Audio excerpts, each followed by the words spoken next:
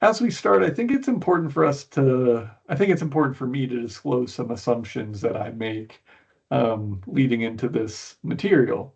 I do believe that AI is going to continue to expand exponentially. I think it's going to have many costs, many benefits, and those are going to fluctuate over time.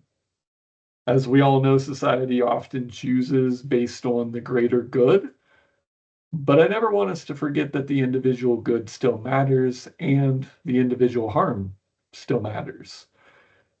If we look at the pros and cons of generative AI, we might ask, is it a net positive or a net negative? And I will say that the aggregate is definitely important, but the individual still matters. And we've already seen in the short history of generative AI in our society that there have been individual harms, and maybe even broader harms.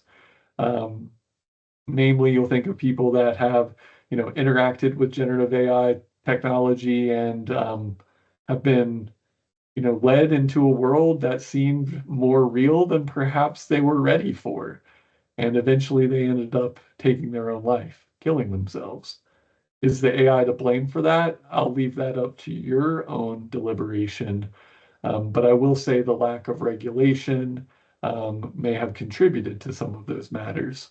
So that's an individual case that represents potential harm, while there is also large advances happening given the use of generative AI technology.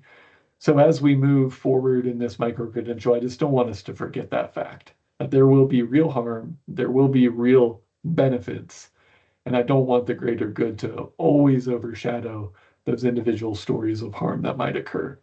And I think looking at it through that full 360 view will help us make the best decisions we can about how we do or don't use generative AI technology.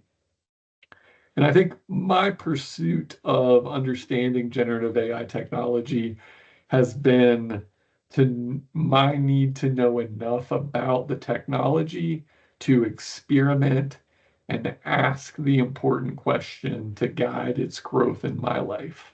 I need to know enough about the technology to be able to evaluate its potential use or not in each of those frames of references.